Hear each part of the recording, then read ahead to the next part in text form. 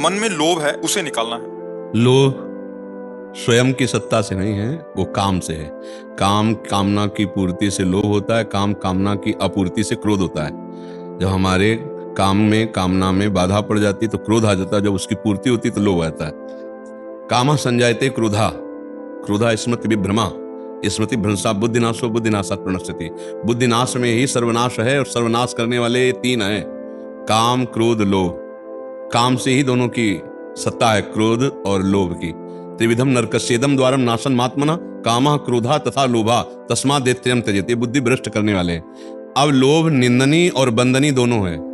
नाम जप का लोभ हो जाए तो बंदनीय है, दूसरों की सेवा का लोभ हो जाए कि हमें धन मिले, हम दूसरों को सुख पहुंचाएं, मरीज जो रोगी लोग हैं उनको औषधि दें, जो भूखे हैं उनको अन्न दें, पशु पक्षियों की सेवा करें, तो लोभ एक बंदनीय है और एक निंदनीय है। आप बोलिए बंदनीय लोभ धारण करना है या निंदनीय? तो फिर हमको निंदनीय लोभ से हटना है, तो हमें परेशानी क्या है? लोभ को हटाने की जरूरत नहीं, लोभ बढ़ाने की जरूरत है। लेकिन लोभ किस विषय का? दूसरों का मंगल, अपना मंगल, तभी वो लोभ सार्थक है। रुपये का लोभ, भोगों का लोभ, भोगे हुए भोगों को बार बार भोगने का लोभ, ये चीजें फिर निंदनीय है। तो बंदनीय लोभ को धारण करो, लोभ को बदल दे।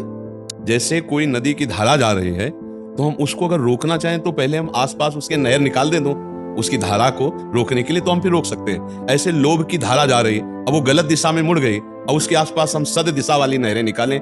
हम लोभ करें कि भले धन का ही करें, और हमारे पास धन आवे तो माता पिता की सेवा करूं, बूढ़ों की सेवा करूं, गली में जो पड़े जिनको कोई नहीं पूछता उनको वस्त्र दूं, उनको भोजन दूं, उनको सुख पहुंचाऊं। और धन बढ़े तो एक ऐसा निवास स्थान बनाऊं जिसमें वयोवृद्धों वृद्धों को रखूं, सबकी सेवा करूं, नाम जप करूं, भगवान की प्राप्ति करूं। ये सब कितना बढ़िया लोभ है। लेकिन लोभ को अगर हम गलत मार्ग में ले जाएं तो फिर वो हानिकारक है।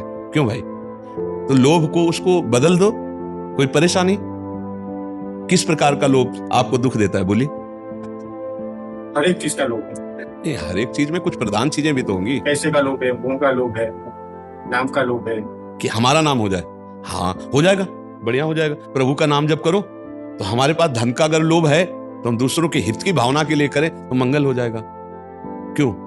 नाम भी हो जाएगा। नाम जप करो आज से प्रभु का, और यश गाओ प्रभु का, और धन की इच्छा करो कि अगर हमारे पास ऐसा धन हो तो मैं बुजुर्गों की सेवा करूं, परिवार को सुख पहुंचाऊं, समाज की सेवा करूं, राष्ट्र की सेवा करूं। ये लोभ बहुत कामदायक है अगर इसका दुरुपयोग न करें। अब रुपया आवे, हम गंदे आचरणों में खर्चा करें, हम भोग वासनाओं में, वो गंदा मार्ग हो गया। गंदी बात है कि आपके मन में ज्यादा, तो चिंता न करो, ये लोभ नुकसानदायक नहीं। थोड़ा नाम जप करते हो आप? सही बोलो ना, कितनी देर करते हो?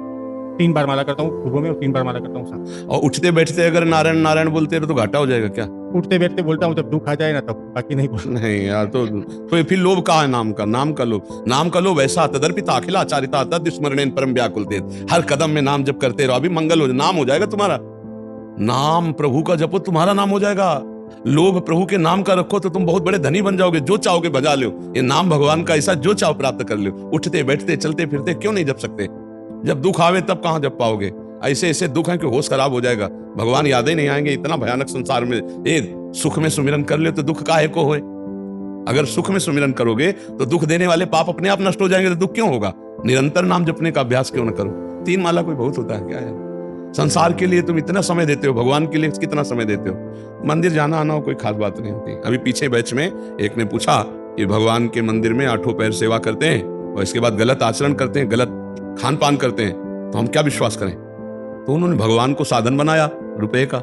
भगवान को भगवान मान के थोड़ी सेवा कर रहे हैं। जैसे एक बनिया व्यापार करता है ऐसे भगवान को व्यापार माने, तो साध्य बनाया भोगों को, तो पैसा आया, इसके बाद सब कर रहे हैं। भगवान को भगवान थोड़ी मानते हैं, वो तो भगवान को व्यापार मानते हैं। और अगर व्यापार को भगवान मान लो तो उससे भगवत प्राप्ति हो जाए। भगवान को भगवान मानने की तो बात जाने दो, अगर व्यापार को भगवान मान लो तो उससे भगवत प्राप्ति हो जाए। राधा राधा नाम जप कर रहे हैं, जो ग्राहक आया भगवान की भावना कर रहे हैं, अपना व्यापार का, इसी को तो गृहस्थी में भगवत प्राप्ति का मार्ग कहते हैं। या तो निरंतर नाम का लोभ बढ़ाओ, सब लोग ठीक हो जाएंगे, है नहीं? हाँ, देखो जब समुद्र मिल जाता है तो छोटे मोटे गड्ढों की याद नहीं आती। फिर ऐसे जब भगवान की प्राप्ति हो जाए या भगवान नाम में चित्त डूब जाए तो फिर लोभ का नाश हो सकता है। सांसारिक नहीं तो बढ़ता ही जाता है। 100 का लोभ हो, 100 मिल जाए तो तृप्ति थोड़ी होगी, 1000 का आ जाएगा। 1000 मिल जाए तो लाख का, लाख तो करोड़ मिल, अगर भगवान मिल जाए तो फिर खत्म हो जाता है। जिसके पाने के बाद कुछ पानना बाकी नहीं रहता, जिसके जानने के बाद कुछ जानना बाकी नहीं रहता, वो भगवान श्री हरि है, वो हमारी आत्मा है, वो हमारे प्राण है, वही परमेश्वर है। यार नाम जप करो, उठते बैठते नारायण नारायण कहने में क्या फर्क पड़ता है आपको? कोई पैसा लगेगा क्या?